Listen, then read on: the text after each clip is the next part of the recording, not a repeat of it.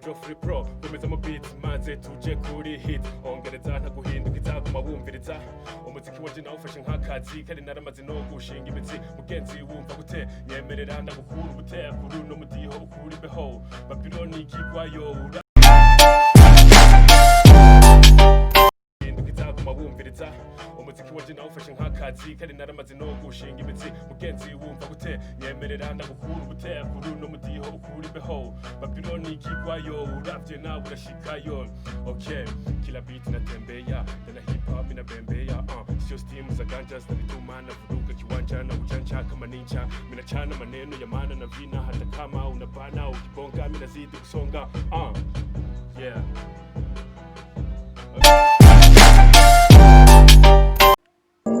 ayo mahera burya ameze nk'umushitsi araza kukugendera akongera akagenda ashatse akagaruka ayo mahera niyo yaguze umwana w'Imana amahera ni meza akongera akaba mabi ku mahera n'abavuka n'abahaka kwicana abahora bakundana maze nabo bakankana uwo wahora wize akaguhemukirana amahera arahindura umuntu kamuyobegwa ugasigara ujorerwa n'ingeso y'umukene uyibona aronsa amahera niho uheze ukabona burya iryo yahoragona amahera arahuza abantu nkuko ariyo yonyene yongera akabatanduka ufise amahera ugira abagenzi benshi ukiyita umugabo yamara guhera naho ukabona herana nabo Pauzon Buramatari amahera aricaga kiza amahera amahera uyishinze arakumwa amahera yaturanye umugambi wo kugazisi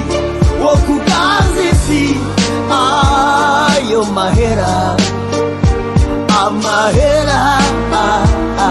uyageze umutwe no gutwara Imana remye umuntu arema amahera kaho hambere biberaho neza atamahera udafise amahera ngo ntaja vugira mu bagabo ngo havuga inoti ntihakivuga ikoti ngo amahera ni wo muti kubatemera Imana ngo amahera niyo nyishu bakibagira kububasha bw'amahera haraho butarenga maze hakarenga ubusenga ntabanga kuwahawe ayo mahera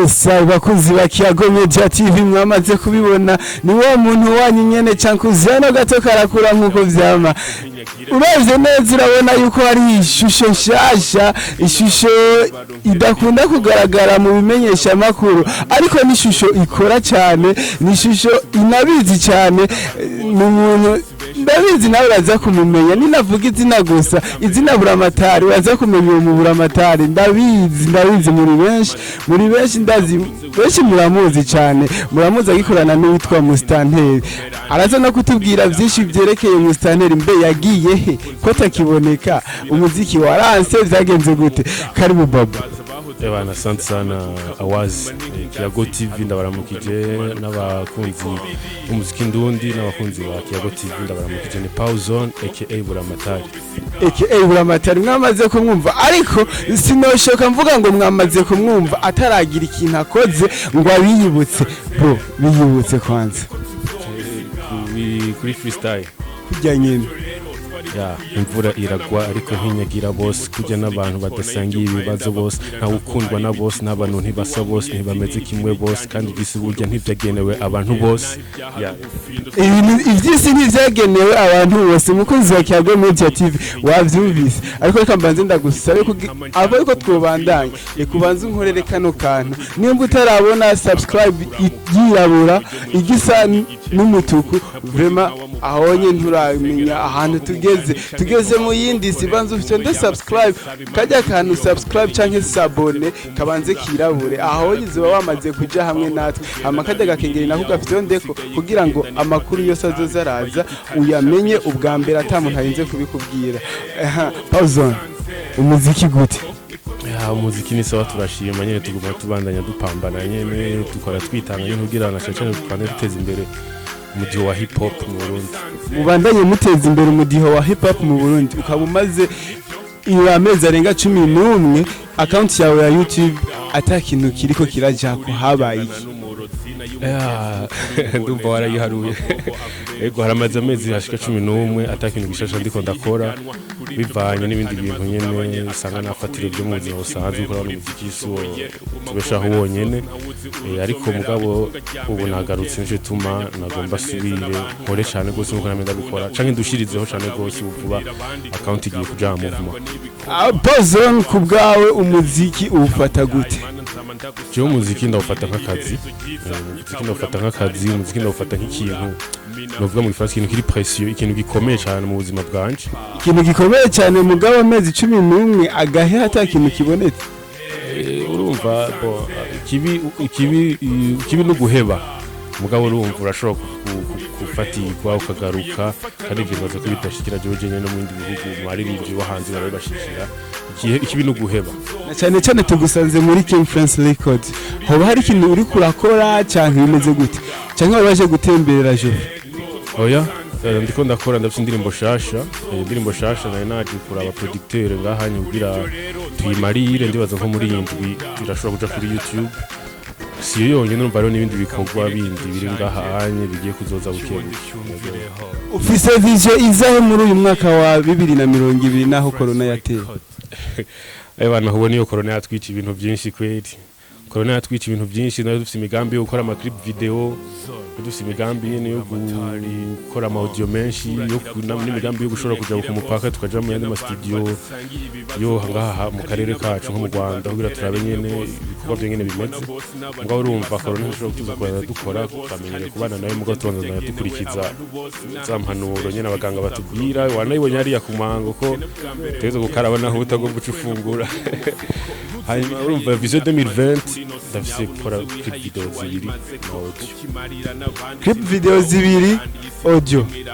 Murumva yuko akazi kariho muri uyu mwaka. Pazon ndashaka umbwire Pazon na Kimangu Francis bahuriye. Pazon na Kimangu Francis namuta nk'umuvyeyi wanje mu muziki kuko n'umutama yatubaye hafi cyane gose kuva kera turamanya imyaka itari mikenya. Umuntu nyene wana kera uburyo buragora bwo kwinjira muri studio urakenera umuntu nyene support nyene umuntu adufashije ibintu byinshi cyane gose abo nawe rero ndibaza arashobora kwikaranda ndamuhaye big up sana mzi urabona ka uri ibintu kuvuga ko bikibandanya muri King France Record ni nk'umufasha wanje mu muziki. Ibintu bitatu kundira Geoffrey ibintu bitatu bya mbere namukundira ni umuntu kwanza akunda akazi, umuntu akunda akazi kandi n'umuntu afise ugutwi hagiye mu producteur ikintu cya mbere nuko arabaye ko afise ugutwi cyo bita oreille musicale. Nuko nko ashobora kubyumva kumwe byuri kuramubwira ushaka agukorera kindi naco urumva no mu producteur abizi. No producteur abizi cyane mwamaze kubyumva. Pazon ndashaka rero umbwire ikintu nyamukuru ubona kizingamitse hip hop mu Burundi. Ikintu nyamukuru ahanini kizingamitse hip hop mu Burundi no kwera abantu batayikunda. Abo bantu ndiko ndavuga se uvuga abafans, uvuga hari aba promoteur benshi batiyumvamo hip hop. Bategwa kandi ikintu agitaciyumvisemwo kugira ucitaho cyane gose usanga bigoye.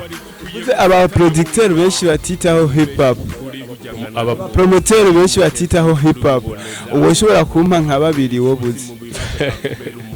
Tugenda turashira ibintu ku muco, tugenda turagaragaza ibintu kuko buryayo tugumiye tuvugira muri bwinshi hari ikintu kitazogenda neza tuzokwama twidogera kumenya rero yagiye hebura amatari ahubwo mustanteri nako mustanteri nico kimwe bose n'abajejwe intwara.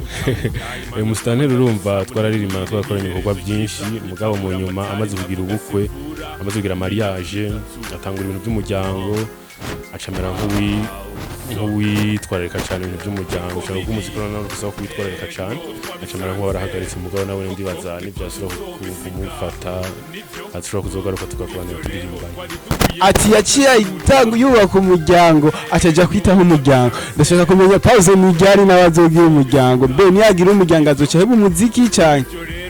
Oya sindabimenya mugabo sinanifuza ko noca ndabuheba mugabo urumva kugira umuryango niyonja sivuba kandi sikure cyane umenga ico kibazo iyo nyishu utanze umengo hari akantu gize urashobora gusanga bishobora guca biba neje kumva birabaye cyangwa kumva biracarindiriye gatonya byose urumva n'Imana ibikora nyene. Ariko twiba abafanzi baba barashaka kumenya mbega umusitari wacu azogira ryari, tuzomushigikira ryari, tuzotera impundu ryari.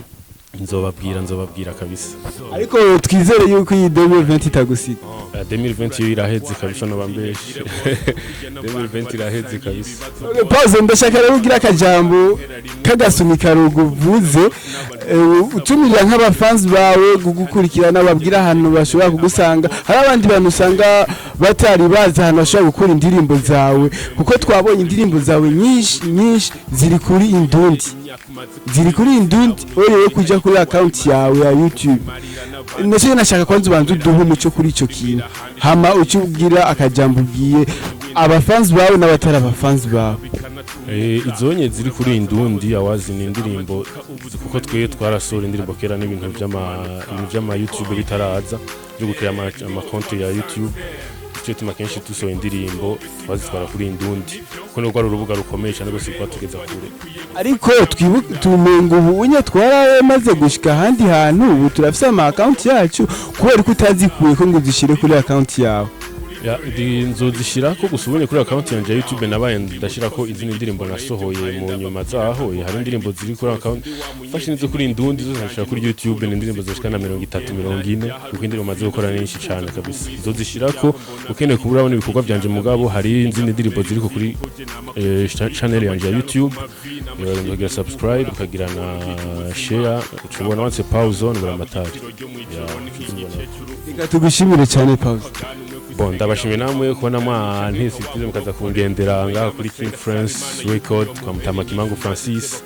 Hanyuma nongera mbere n'abafanzi banje ko ngarutse n'ibikorwa byinshi cyane kandi bikomeye cyane hip hop y'inguvu style zose zitandukanye mugabo ico batazonyitega ko n'ibintu by'amabeef namanya so amabeef ufise umwanya wo kurondera yifu.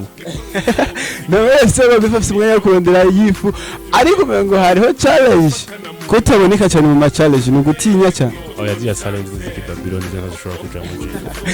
Murakoze cyane. Yari cyakuzeno gato karakura kujya nyene nkuko vyama kuri mic.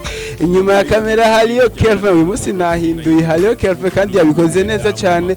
Ndababwira ni tubandanye muri bwa bumwe dushigikirane niho tuzogira ahantu dushitse. Reka amabeef break inzigo kuko inzigo izingamikanye neyo. Yes ndakubwira nti nimba utarafite subscribe canke sabone rabo bikorere ko kuko umwanya uri kura kujana ivyiza biriko birakujana kandi ivyiza ni ibinyene. Ciao.